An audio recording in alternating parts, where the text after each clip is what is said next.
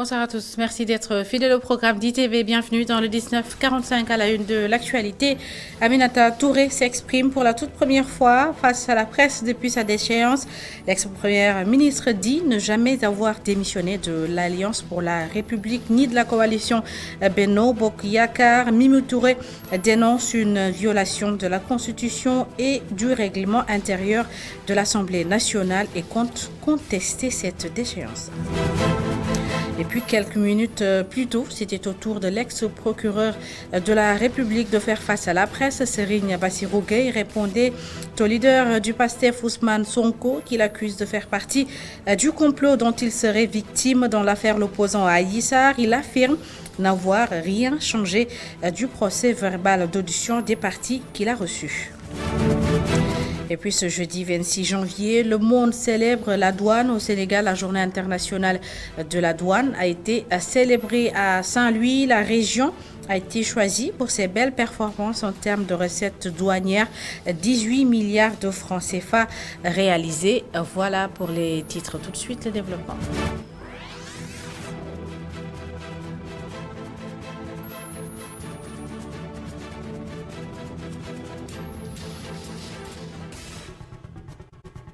Je n'ai jamais démissionné de l'APR, c'est ce qu'affirme l'ex-première ministre Aminata Touré, déchue de son poste de députée à l'Assemblée nationale par le bureau de l'Assemblée nationale. Elle dénonce une violation de l'article 60 de la Constitution et du règlement intérieur de l'Assemblée nationale. Mimi Touré compte faire face à ce qu'elle qualifie de forfaiture.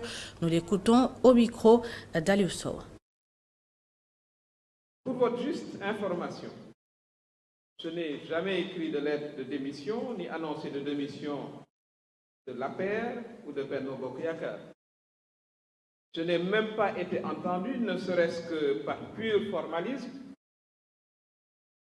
par une instance ni de l'APR ni de Benno Bokk Yakaar, dont je fus la tête de liste. Il faut se rappeler aux élections législatives du 31 juillet 2022, il y a moins de 6 mois. Tous les juristes de bonne foi s'accordent à reconnaître que c'est une pure violation de l'article 60 de la Constitution et de l'article 7 du règlement intérieur de l'Assemblée nationale qui stipule, je cite, « Tout député qui démissionne de son parti en cours de législature est automatiquement déchu de son mandat. » Je rappelle, parce que je l'ai entendu, que je ne suis pas député investi par l'APR, parce que l'APR n'avait pas de liste, mais par Benno Bokk Yakaar. Et comme je l'ai dit, je ne me souviens pas, ni par écrit, ni oralement, je ne l'ai absolument pas fait, je n'ai pas démissionné de la coalition.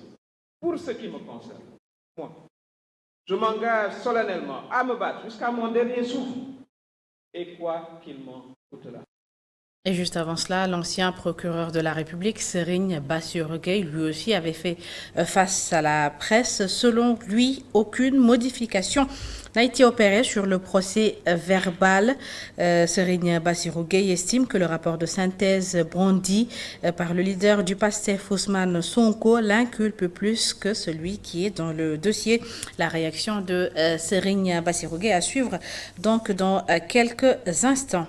Affaire suite beauté, troisième mandat d'échéance de la députée Aminata Touré également au menu de la conférence de presse organisée par les leaders du PRP. Les cadres du parti républicain pour le progrès donnent leur position sur ces dossiers brûlants de l'actualité. Les camarades de parti de Déthié Fall met en garde le chef de l'État Macky Sall contre toute tentation de maintenir la tension sociale. Les détails dans ce compte-rendu d'Aliou Sow et Moussa Fall. L'affaire Adji Sarr Ousmane Sonko est un complot d'État aux yeux des cadres du PRP. Selon eux, c'est un combat pour la démocratie. C'est pourquoi Abdourahmane Sall et compagnie mettent en garde le président Macky Sall. Il n'a pas le droit de détruire notre pays et nous lui disons tout simplement également que s'il s'entête dans cette procédure-là, il sera responsable de tout ce qui se passe dans cette procédure. Nous ne manquerons pas de demander aux députés du peuple de le transmettre.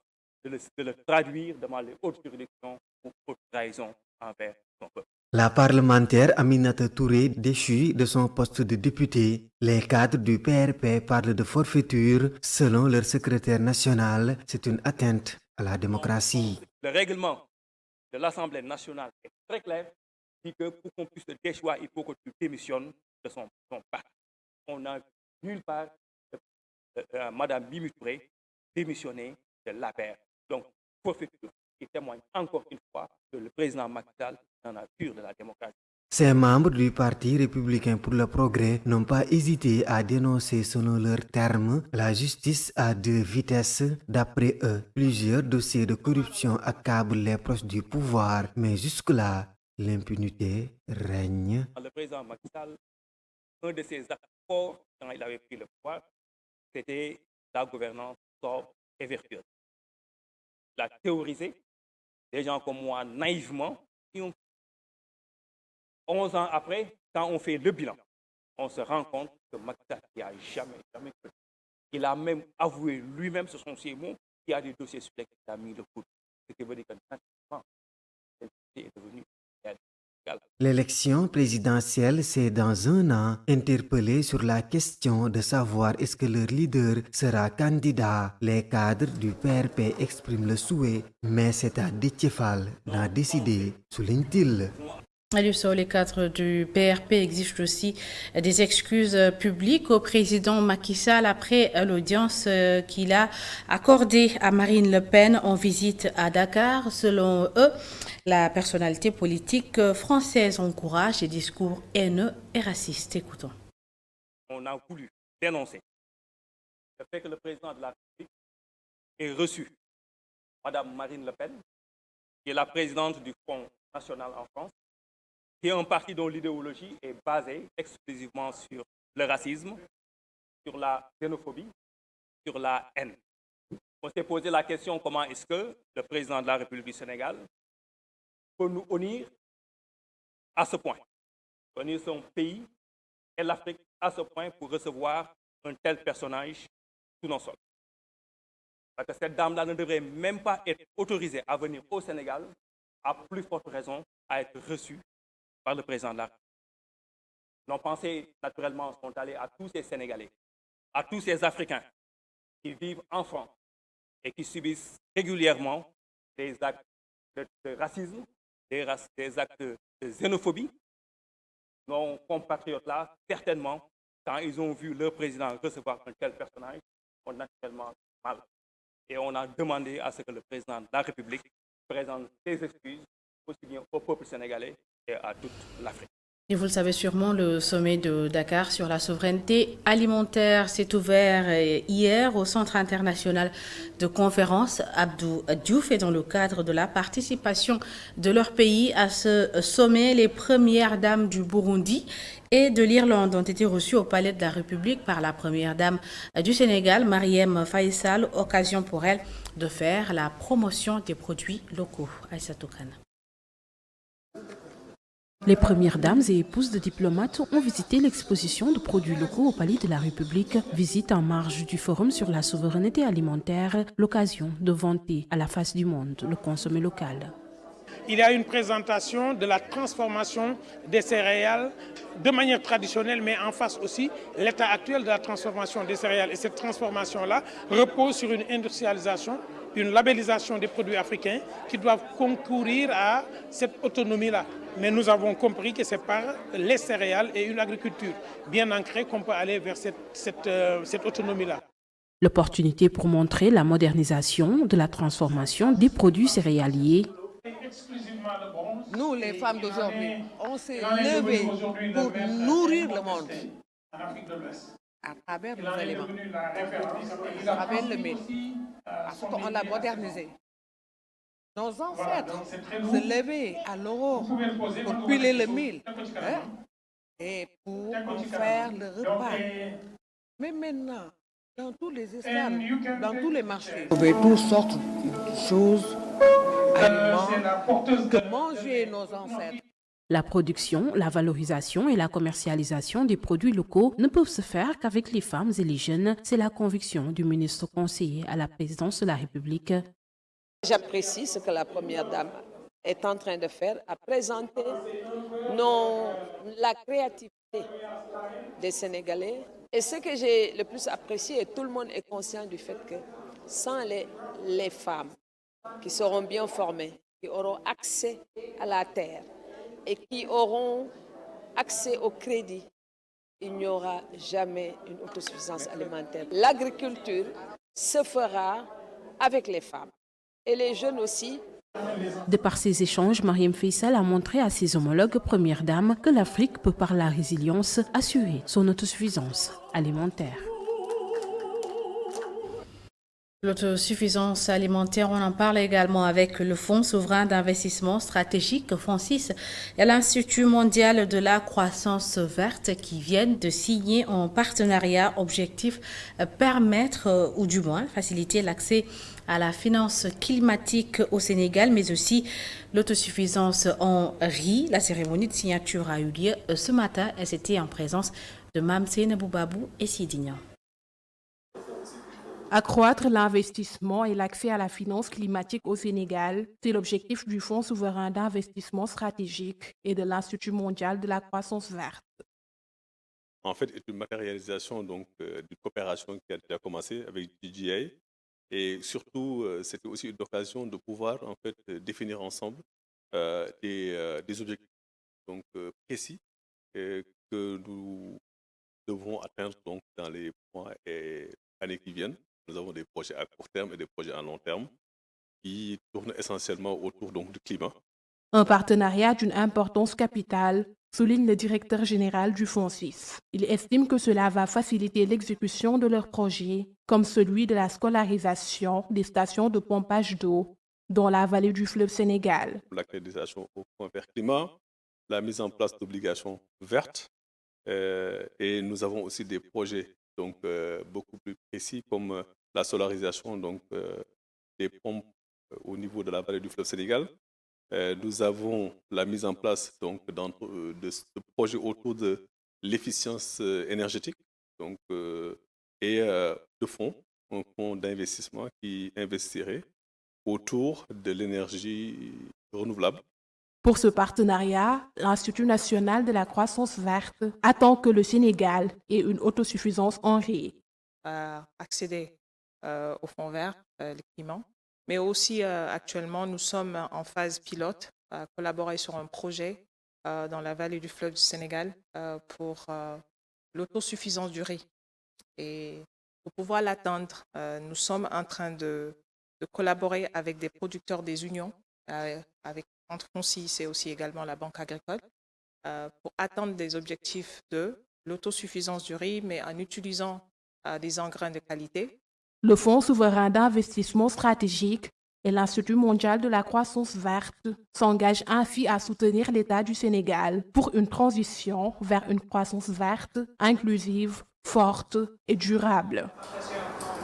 Et pour clore ce chapitre consacré à la sécurité alimentaire, parlons du lancement de la 23e édition de la Foire internationale de l'agriculture et des ressources animales. Le lancement a eu lieu ce matin au CICES. Les exploitations familiales face aux défis de la sécurité alimentaire, c'est le thème retenu cette année et c'est l'édition, la 23e édition aura lieu du 23 février au 19 mars 2023. Écoutons les explications de Pape Abdoufal.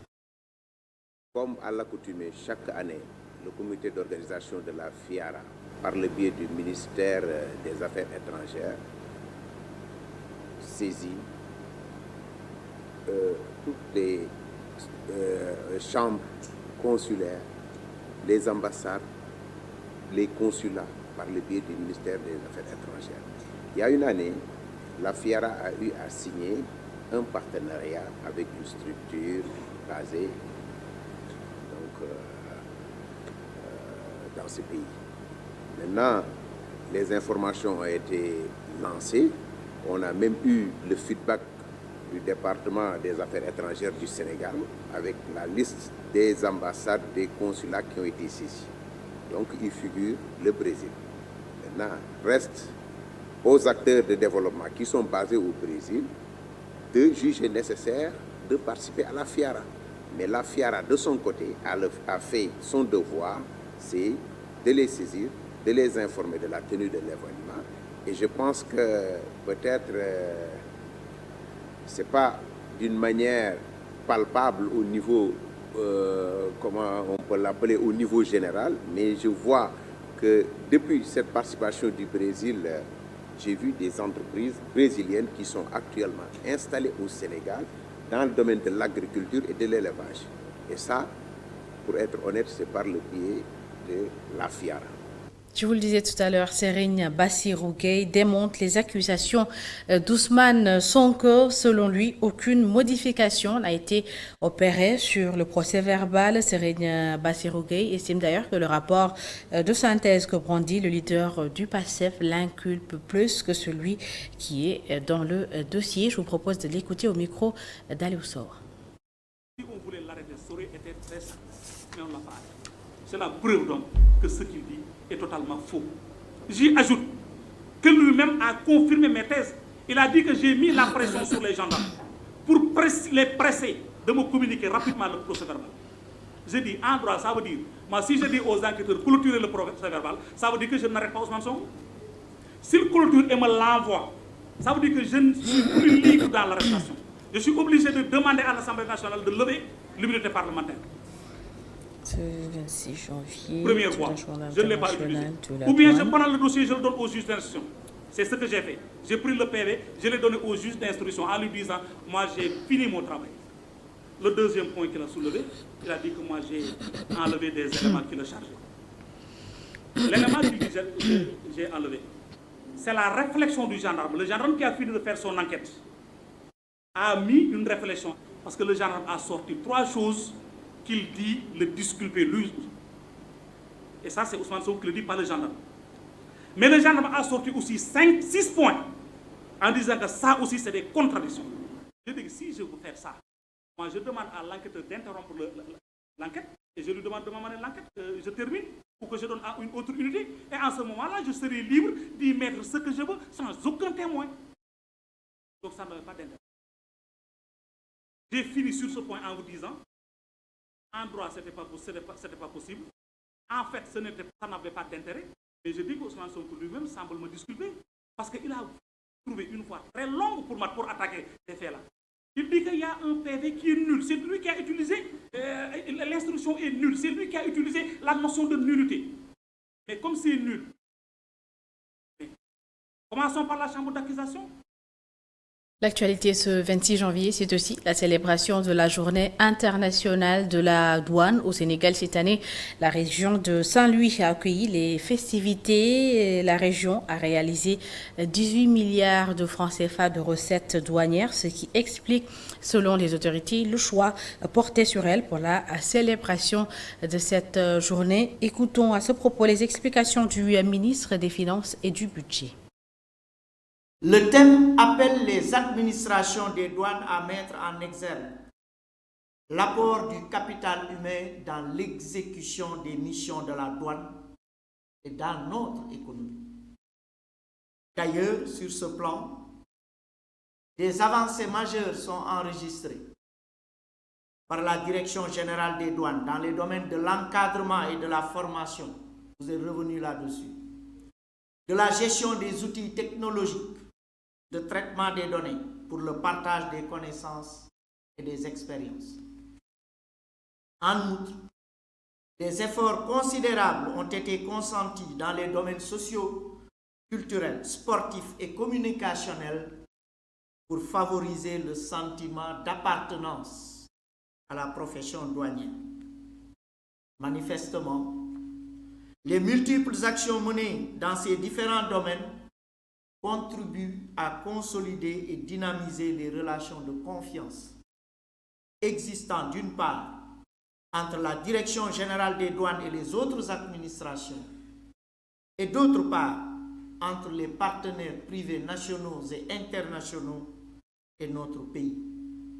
En même temps, elle participe à rehausser la notoriété de l'administration, ce qui permet en conséquence d'augmenter le sentiment de fierté d'appartenir à la profession douanière.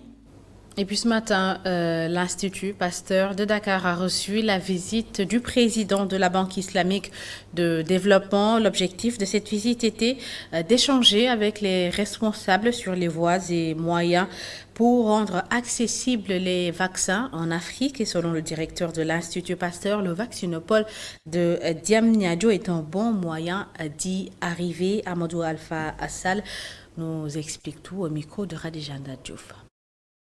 Le président de la BID a voulu aujourd'hui venir nous rendre visite pour voir dans quelle mesure, pendant la Covid, les subventions qu'on a eues ont été utiles pour le Sénégal et pour les pays de la sous-région. Un deuxième élément de sa visite, c'est que nous avons dans le domaine de la production de vaccins un objectif majeur d'autonomiser l'Afrique et de voir au niveau mondial, partout où il y a des pénuries, comment y répondre par une augmentation de la quantité de vaccins disponibles. Et c'est ainsi que nous avons été amenés à étendre la production de vaccins fièvre jaune que nous faisons ici au Sénégal depuis plus de 80 ans, d'une capacité de 5 millions à une capacité de 30 millions. Et ça, c'est ce qu'on appelle le projet Afrique Amarée. Un deuxième projet dans cette vision d'autonomisation au Sénégal et en Afrique est la production de vaccins contre les pandémies comme la Covid, mais aussi contre le programme élargi de vaccination et les vaccins épidémiques. Et dans cette perspective, il y a eu le deuxième projet qu'on appelle le projet Madiba, dans lequel la Banque islamique a aussi investi à hauteur de 27 millions. Le premier projet, la banque a investi à hauteur de 15 millions d'euros. Donc l'idée aujourd'hui de cette visite était vraiment de voir l'état d'avancement de ce programme, l'état de la coopération, qui est une coopération très active et dans laquelle l'Institut Pasteur a une grande fierté à travailler dans ce secteur pour le gouvernement et pour le peuple. Parlons à présent de la passation de service à la Société de télédiffusion du Sénégal. La journaliste Nafissatou Diouf a été officiellement installée dans ses nouvelles fonctions de directrice générale de TDS SA. Elle remplace à la tête de cette société Amadou Abdoulaye Diop. La nouvelle directrice générale a décliné sa feuille de route. Ami Diouf. Témoin passé entre Dr Nafissatou Diouf et Amadou Abdoulaye Diop, le désormais ex-directeur de la Société de télédiffusion du Sénégal a profité de la cérémonie pour mettre en exergue ses réalisations. La participation publique majoritaire, détenue à 100% par l'État du Sénégal, et avec laquelle on a ensemble réussi à apporter une réponse aux engagements communautaires pris par l'État du Sénégal. Je pense qu'on a tous travaillé ensemble, ça a été difficile, mais on a su surmonter les challenges avec effectivement l'accompagnement de nos autorités. L'actuelle directrice qui compte assurer l'équité territoriale promet de travailler avec les 27 chaînes de télévision. Justement, et ça va faire partie de mes premiers chantiers, de faire de sorte à ce que tous les Sénégalais, de là où ils se trouvent, à travers les 46 départements, à travers les 14 régions, puissent donc bénéficier de la TNT. L'autre élément important, c'est l'inclusion sociale. Comme vous le savez, les politiques publiques donc sont, si vous voulez, instituées par le chef de l'État, qui est dépositaire du suffrage des Sénégalais. Et donc chaque Sénégalais aujourd'hui est en droit de savoir comment ces politiques publiques sont managées. Et évidemment, c'est à travers l'information quotidienne ou au quotidien que les populations donc, se rendent compte de l'avancée de telle ou telle politique. Une autre préoccupation, travailler sur l'accès au signal et une réception de qualité. Nous comptons faire avec le 3FPT, avec l'ADPME, avec la DRFJ, mais aussi avec le Fonds de développement du service universel, c'est faire de sorte à créer des emplois en instaurant, si vous voulez, des groupements d'intérêt économique. Avec ces jeunes, on va les organiser dans ces boutiques ou ces kiosques TNT. Vous trouverez par exemple toutes les informations relatives à la vente de décodeurs. Vous trouverez aussi l'expertise nécessaire à monter. Première activité inscrite dans l'agenda de Nafissatou Diouf, une tournée dans les régions pour s'assurer de la maintenance des décodeurs. Mais comme vous le savez, l'extinction du signal analogique est assujettie justement au fait que vraiment le signal doit être présent partout. Et donc avant d'éteindre complètement le signal, il faudrait effectivement que nous nous assurions qu'en éteignant ce signal, des Sénégalais ne seront pas lésés. Et c'est pourquoi cette tournée aujourd'hui s'avère nécessaire. Durant cette cérémonie, les deux personnalités ont réitéré leur engagement à servir le pays. Également à présent à Saint-Louis, l'université Gaston Berger a organisé un colloque international sur la littérature africaine pendant 2 jours. Spécialistes, chercheurs et enseignants venus de plusieurs pays ont partagé leurs expériences pour adopter une démarche novatrice dans le domaine de la critique littéraire. Le colloque a été organisé par le Centre de recherche sur la critique littéraire africaine et l'UFR des sciences des lettres et sciences humaines de l'UGB. Mamara Lesnian et Mokhtar Sek pour les explications. La littérature africaine à l'épreuve des récits de filiation, tel est le thème de l'édition 2023 du colloque littéraire organisé par le laboratoire du Centre de recherche sur la critique littéraire africaine de l'Université Gaston Berger de Saint-Louis. Ce colloque enregistre la participation de plusieurs chercheurs venus d'horizons divers. Le colloque que nous organisons a vu la participation de 30 chercheurs, enseignants-chercheurs venus de 13 pays. Ce que nous avons voulu, c'est d'innover en matière de critique littéraire africaine. Parce que lorsque nous avons commencé nos investigations, nous nous sommes rendus compte qu'il y a un sujet qui n'est pas encore traité dans le domaine de la littérature africaine, en tout cas en l'état actuel de nos recherches. Et nous avons voulu innover en appliquant à la littérature africaine justement des réflexions qui jusqu'ici n'étaient pas abordées, parce que de toute façon, ce dont il s'agit en matière de critique littéraire, c'est aussi de renouveler l'approche, de renouveler la thématique, n'est-ce pas, de sentir des sentiers bâtis et de refuser justement de monter sur des chevaux déjà escoués. Cette rencontre internationale a été l'occasion pour les enseignants-chercheurs d'encourager les étudiants dans le domaine de la recherche. Nous continuons le travail de nos maîtres et nous espérons également que nos étudiants, les docteurs que nous formons, que nous avons formés, vont également s'inspirer de ce que nous faisons pour aller plus loin que nous. Parce que notre rêve, ce n'est pas qu'ils nous imitent, notre rêve, c'est qu'ils nous dépassent pour faire plus dans le cadre de la recherche. Les conférenciers ont également invité les participants au colloque à sortir des sentiers battus pour donner à la critique littéraire une nouvelle dimension. Et en prélude à l'inauguration de la grande mosquée de Bop, nous vous proposons à partir de ce soir une série de reportages sur le sanctuaire et pour démarrer son histoire avec Mamadou Dian.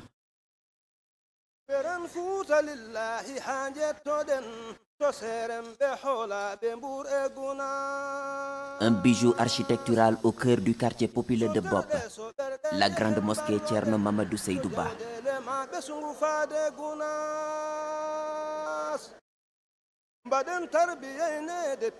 Le sanctuaire est sorti de terre. Pourtant, en 1962 jusqu'à un passé récent, ici, les musulmans honorent les rendez-vous avec la prière dans une baraque de 7 mètres. Thierno a mis une baraque pour prier là-dessus. Et la baraque est située un peu plus à de 20 mètres de chez nous derrière, vers l'ouest. C'est là où il y a effectivement l'espace où il a mis les marbres, c'est là où il y avait la baraque. Et la baraque, elle a duré depuis Thierno Mohamed Sed jusqu'au jour où le président Macky Sall, jusqu'à l'année dernière, même l'année dernière, on a prié dans une baraque ici. Au moment où on allait à la Mecque, on était dans une baraque. C'est après qu'elle a été détruite. Et depuis 1962, c'est une baraque qui était là, et c'est dans laquelle on priait. Mais l'espace, les musulmans étaient tellement nombreux, on occupait tous l'espace. C'est un espace par lequel Thierno a obtenu sa baraka ici. Les fruits de l'œuvre de ce saint homme continuent à mûrir. Thierno Mamadou Seydou Ba, fondateur de la cité religieuse de Médina Gounass, un bâtisseur, un visionnaire. Thierno, c'est un visionnaire. C'est un visionnaire. Il a construit 64 villages, dont Médina Gounass est le premier. Dans chacun de ces villages, il a installé une mosquée. Et parmi ces mosquées, il y en a qui sont 48 qui sont des mosquées où on prie le vendredi. Les grands hommes, c'est des visionnaires. Thierno Mamadou est de cela. Il avait dit que de Médina Gounass, j'obtiendrai ce que la mission spirituelle. Ma mission spirituelle se trouve à Médina Gounass, mais ma mission temporaire Et la baraka qu'on devait avoir, c'est Dakar. Elle s'est réalisée et nous sommes devant les faits. La mosquée en est une preuve évidente et patente. En 1962, lors d'une visite à Bop, il demande aux fidèles de trouver un endroit où construire une mosquée. L'association des musulmans de Bop s'est constituée pour acquérir les moyens. Le bail obtenu en 1973, les fidèles s'attellent à l'érection du lieu de culte. Mais le projet prend forme en 2017. La mosquée entre dans le programme de modernisation des villes religieuses du président de la République. Aujourd'hui, la prophétie du Saint-Homme s'est réalisée. Dakar étrenne sa mosquée. Le sanctuaire est érigé sur 2000 mètres carrés. Dakar constitue une mosquée que lui, il a souhaité ériger. Et il savait qu'à un moment donné, les gens obtiendraient un endroit où prier et que cet endroit devait être une référence islamique. Il l'a dit. Et le jour qu'il a dit, prenez, vous avez eu, prenez, vous avez eu, prenez, vous avez eu, 3 fois, trois fois, cela implique que la baraka est descendue. Des érudits de l'islam comme El Hadj Malick Sy ont prié dans cet endroit. Mam Maodo a dit après la prière, je sens l'odeur de la Salatul Fatiha. Ici, oui, la mosquée de Bop garde des secrets. Et il a même dit, le musulman qui vient ici, tous les jours, il trouvera chaque instant le prophète Rasulullah sallallahu alayhi wa sallam. Il trouvera chaque instant Cheikh Ahmad Tidiane. Qu'il parte le plus tôt, il le laissera ici. Et les vendredis et les dimanches, je vous exhorte à prier ici, à venir ici, vous recueillir ici, faire la prière de Tisbar, de Takusan, de Timis et de Gué. Donc ne partez pas sans faire ces prières-là. Cela veut vous dire quoi? Cela veut dire que même si les hommes ne priaient pas ici, d'autres créatures viendraient prier ici. Je fais allusion aux anges. 60 ans après, le vœu du Saint-Homme s'est réalisé.